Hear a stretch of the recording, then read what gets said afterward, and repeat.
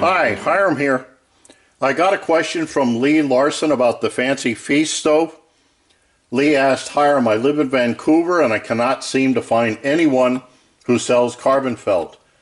Do you think that if I bought wool felt from a craft store, it would work in a fancy feast stove? Felt. Must it be carbon fiber?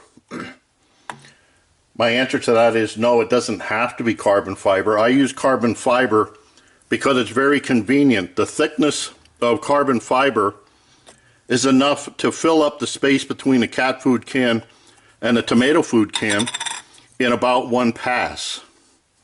So if you cut a strip, I think it's about 1.5 inches tall. I forget now. Yeah, about 1.5 inches tall. Wrap it around once, then you just slide them together and you got it. You might have to push this down a little bit. But you can use lots of different kind of things. If you wanted, you could use insulation, the pink insulation. Just kind of wrap that around there and stick it down in a can. It might not be as easy to get it down in there, but that could be used. Excuse me. Cotton wicking, if you could find, this is for a lamp, but if you could find this wide enough to wrap around this, you could do that. You could use cotton cloth. If you wrapped it around, cut it into a strip and wrapped it around several times to fill up this space, you could use that. It may not last as long, but you could use that. Now, one of the things that I've seen with this, though, this is the original fancy feast stove I made. This would have been back in August of 2012. This thing has been used, wow, rough estimate, probably over 100 times. You can see that the can is pretty near rusted through. But the one thing that comes up is the more times you use this carbon felt, it looks like it tends to shrink. This was my first gap on it. It just shrank a little bit, so I ended up putting a little strip in here. But as you can see, over the use and the years, this strip has shrunk. So what I'm doing now is I'm making the strip. Before I made it that it just butted up, but now I'm making it so that it overlaps a little bit. So that as it shrinks, I'm hoping that it'll still leave carbon felt there. So all I did, like I said, I cut it on a strip, 1.5 inches tall, and then just wrapped it around the tomato can with a little bit of overlap. But Lee's suggestion of the wool felt I thought was interesting. So I went to one of my favorite suppliers, eBay, and I found a felt store there that sells squares of felt because I couldn't find anything around here. So I bought a square. It was 12 inches by 12 inches, and I cut a couple of strips off. This is called F-50 SAE pressed wool felt, a 1/16 of an inch thick. It's supposed to be made of 95% wool. I'm not sure what the rest of it is, but 95% of it should be wool. Now, I've never seen this used as a wick before, but some of the different traits and stuff, whatever you want to call it, of wool is like the ignition rate of wool when it would start to light up would be anywhere from 570 to 600 degrees centigrade. I'll put down below what that is in Fahrenheit. This doesn't melt or stick, so when flames apply to this, it shouldn't melt down. I don't know about the other 5%, but the wool part shouldn't. Now the one problem with this is it's only a 1/16 of an inch. Hopefully you'll see this on this camera. So instead of just one loop around like I do with the carbon felt, I had to go around a couple of times. And this is a little stove that I made. I'll show you, there'll be another picture here I'll show you. Right now I've got alcohol in this, waiting for a test. But what I want to do today is just try this, see what kind of a flame pattern we get. Let me start my second camera. Now, one of the things that I like about the Fancy Feast is you can just put the pot right on from the start and light it with the pot in place. Just like so. Got a nice little flame there.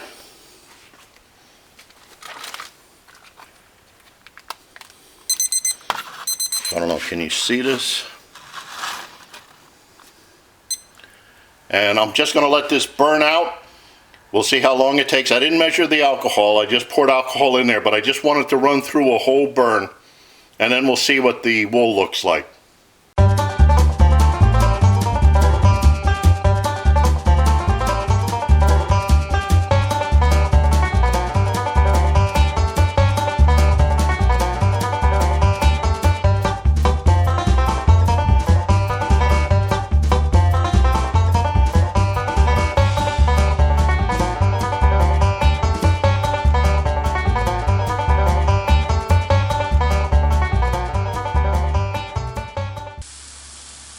Okay, now what's happened here is my memory card on camera 2 ran out. I guess I forgot to take stuff out. But this has been going for more than 20 minutes. Let me just take this off. Yeah, we're just running on fumes here now. So now that's the can burning there. The liner of the can. The yellow flames that we saw earlier from around the different areas is probably whatever that 5% is. Okay, now this is running out. Let me, no, can't do it.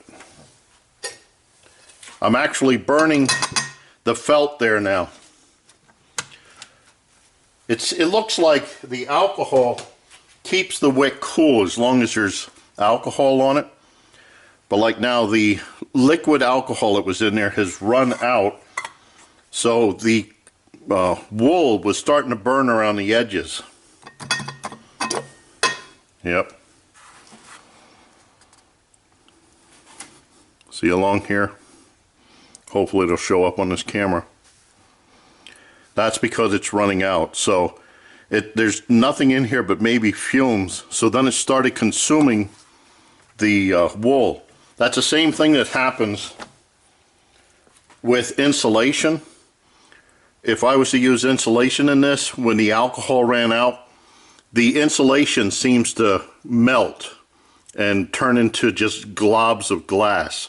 That's why I stopped using this stuff a long time ago. Carbon felt holds up a lot better. When the alcohol runs out on this, the carbon just starts to glow.